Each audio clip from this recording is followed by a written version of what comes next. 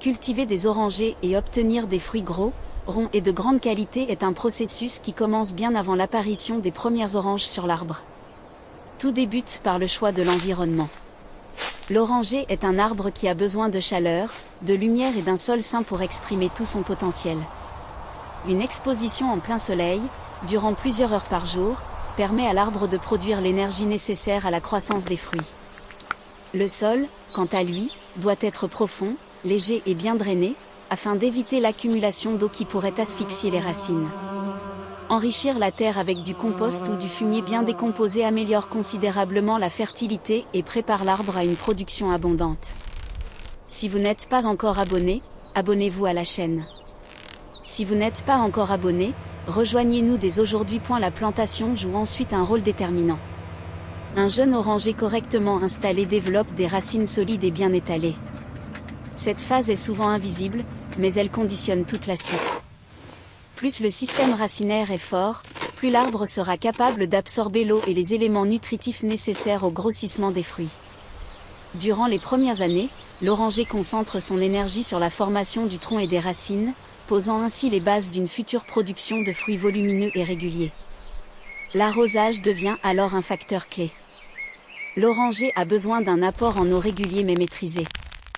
Un manque d'eau provoque un stress hydrique qui ralentit la croissance des fruits, tandis qu'un excès favorise les maladies et la chute prématurée des oranges. Un arrosage profond et régulier, surtout pendant la floraison et la formation des fruits, permet à l'arbre de maintenir un bon équilibre et de soutenir le développement des oranges jusqu'à leur taille maximale. Parallèlement à l'eau, la nutrition de l'arbre est essentielle. Pour produire de gros fruits bien ronds, l'oranger a besoin d'une alimentation équilibrée tout au long de l'année. L'azote stimule la croissance du feuillage, indispensable à la photosynthèse, tandis que le potassium joue un rôle majeur dans la taille, la forme et la qualité des fruits. Le calcium et le magnésium renforcent la structure des fruits et améliorent leur résistance. Une fertilisation adaptée aux saisons permet à l'arbre de nourrir ses fruits sans s'épuiser. Lorsque l'arbre entre en floraison, le cycle de production s'accélère. Les fleurs blanches et parfumées annoncent la future récolte, mais toutes ne se transformeront pas en fruits. La nouaison, qui correspond au passage de la fleur au fruit, dépend fortement des conditions climatiques, de l'arrosage et de la nutrition. Un oranger bien équilibré conserve les fruits les plus vigoureux, ceux qui auront le potentiel de devenir gros et bien formés. À ce stade, un excès de fruits peut paradoxalement nuire à leur taille. C'est pourquoi l'éclaircissage est une pratique importante. En supprimant une partie des jeunes fruits, l'arbre concentre son énergie sur ce qui reste. Cette technique permet d'obtenir des oranges plus grosses, plus rondes et de meilleure qualité, tout en évitant l'épuisement de l'arbre. La taille de l'oranger complète ce travail. Elle permet de structurer l'arbre, d'améliorer la circulation de l'air et de laisser pénétrer la lumière jusqu'au cœur du feuillage. Une bonne aération réduit les maladies et favorise une croissance homogène des fruits. Une taille légère et régulière oriente l'énergie de l'arbre vers la production plutôt que vers des branches inutiles. Tout au long de la croissance, la protection contre les maladies et les ravageurs reste indispensable. Un arbre affaibli par des insectes ou des champignons produira des fruits plus petits et de moindre qualité. Une surveillance régulière et des interventions adaptées, de préférence naturelles, permettent de préserver la santé de l'oranger et d'assurer une production optimale. Enfin, vient la phase de maturation.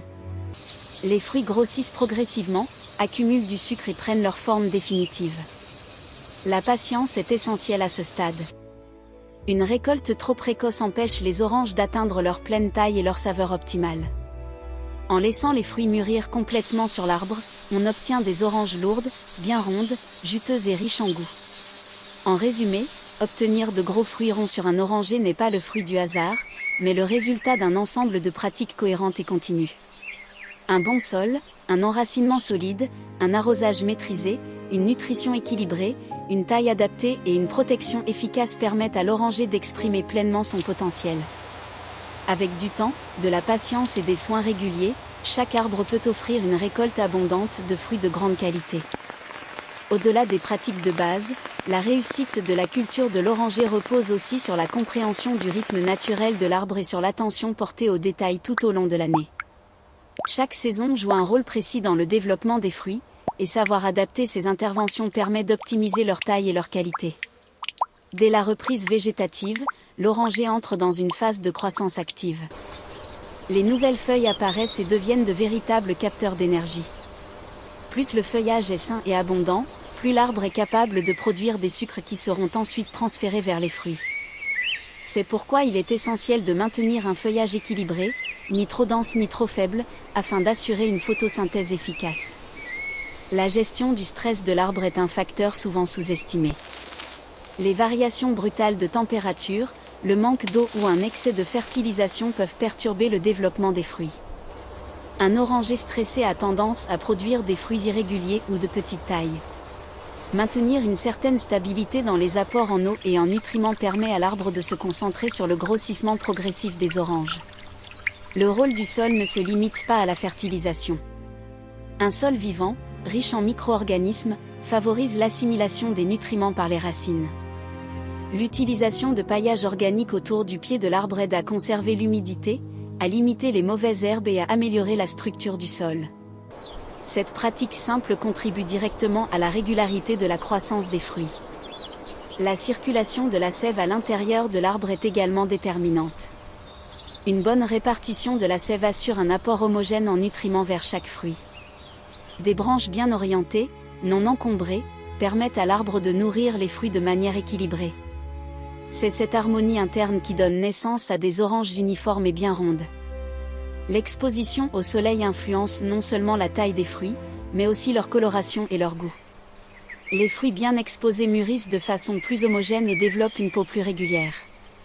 Un oranger bien structuré permet à chaque orange de bénéficier d'une quantité suffisante de lumière, sans excès ni ombre permanente.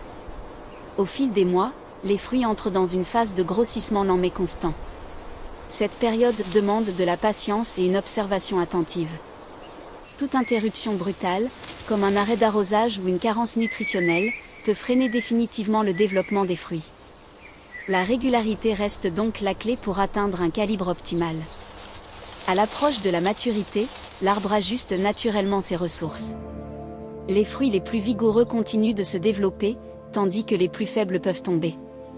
Ce mécanisme naturel participe à l'amélioration de la qualité finale de la récolte. Respecter ce rythme sans intervention excessive permet d'obtenir des fruits plus lourds et plus savoureux.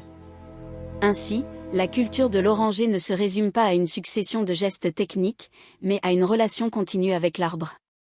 Observer, anticiper et accompagner chaque étape du cycle de croissance permet d'obtenir des oranges de grande taille, bien rondes et riches en jus. C'est cette approche globale, basée sur l'équilibre et la régularité, qui transforme un simple oranger en un arbre productif et généreux.